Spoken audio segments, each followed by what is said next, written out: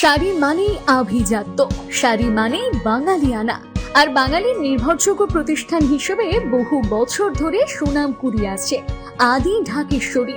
বেলডাঙ্গা ২ নম্বর ব্লকের রামপাড়া ১ নম্বর গ্রাম পঞ্চায়েতের প্রধানের ওবিসি সার্টিফিকেট জাল প্রমাণিত হওয়ায় তাকে পদ থেকে অপসারিত করা হয়েছে, যা নিয়ে এখন সোশ্যাল মিডিয়ায় জোর তোলপাড় চলছে।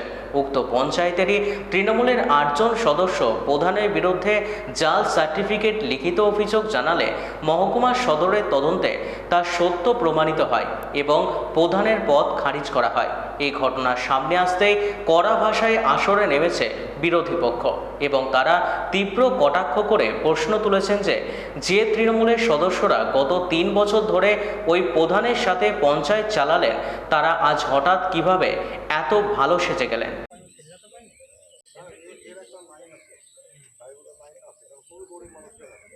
আমি দীর্ঘদিন এই পঞ্চায়েতের সাথে জড়িত।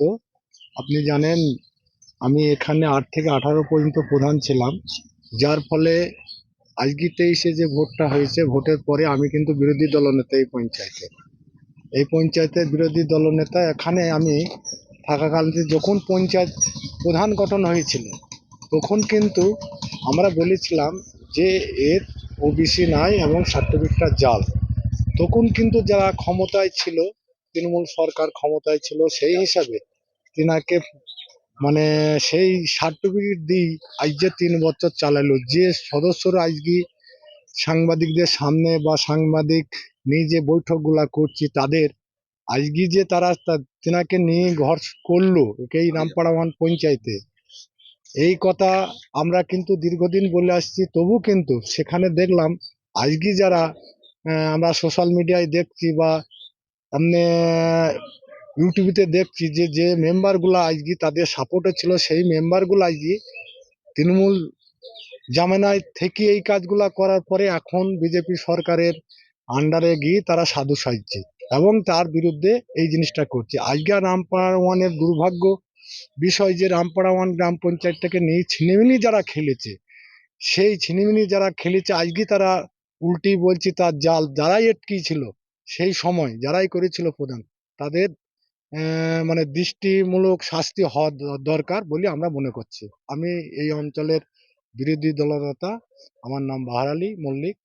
আমি এখানকার পঞ্চায়েত সদস্য দীর্ঘদিন ধরেই চালাচ্ছি। এই সার্টিফিকেট ইস্যু তো যে প্রধান হয়েছে সে কিন্তু তখন প্রধান ছিল না, একটা সাধারণ কর্মী। তাহলে সাধারণ কর্মীর সার্টিফিকেটটা ইস্যু করাচ্ছে কে? বিডিও। সেই সময়ে তৃণমূলের নেতা আতাউর রহমান এবং ওসিরা যারা ইনকোয়ারিটা করায় তারা সবাই ছিল। তাহলে তখনকার যে অংশুমান দত্ত বারবার তাকে আমরা তো কমপ্লেন করেছিলাম দলীয়ভাবে যে এই সার্টিফিকেটটা জাল আছে, আপনি দেখেন। তাহলে ৩ বছর সে কি করে সেই সময় ইনকোয়ারি রিপোর্ট পজিটিভ দেয়, এসডিও কিভাবে সেটাকে পজিটিভিটি করে সেটাকে বহাল রাখে, তাহলে সেই সকল আধিকারের কেন শাস্তি হবে না?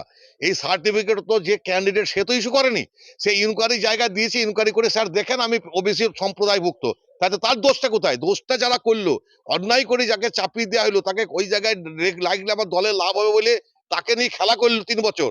আজকে জাল বলে প্রমাণিত করছে কারা? সেই যারা ভোটে না জিতে উঠে এসে হামবাই করে ২৩ সালে যে নোংরামিটা করেছে বিডিওকে নিয়ে, সেই বিডিওর নেতৃত্বের মেম্বাররা আজকে বলছে এই আমরা ছড়িয়ে দিলাম। কোনো সরানোর গল্প নাই।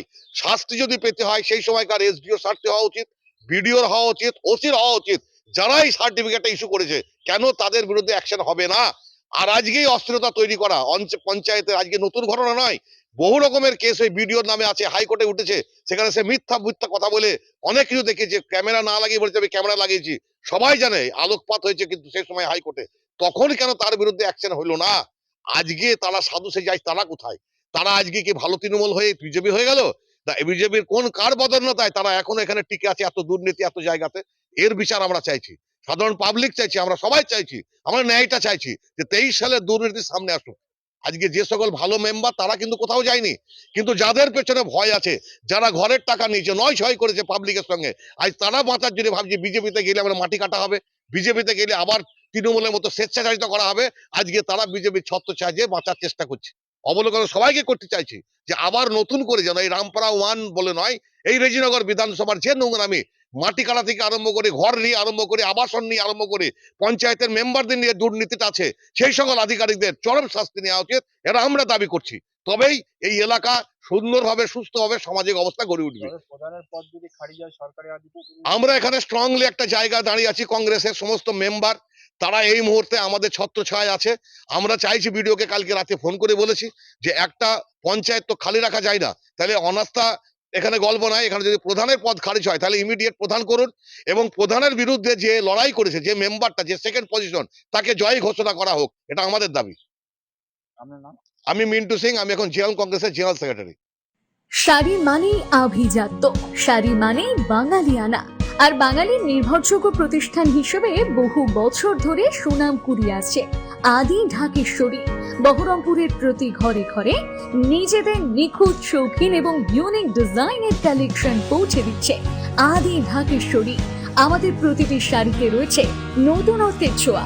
বাঙালি নারীদের পছন্দের বিভিন্ন ঐতিহ্যপূর্ণ শাড়ি থেকে শুরু করে সারা ভারতের বিশেষ বিশেষ অঞ্চলে বিখ্যাত শাড়ি, সব রকম কালেকশন পাবেন আমাদের এই শোরুমে। তাই নতুন নতুন রূপে নিজেকে এবং নিজের প্রিয়জনদের সাজিয়ে তুলতে আজই আসুন আমাদের বহরমপুরের শোরুমে।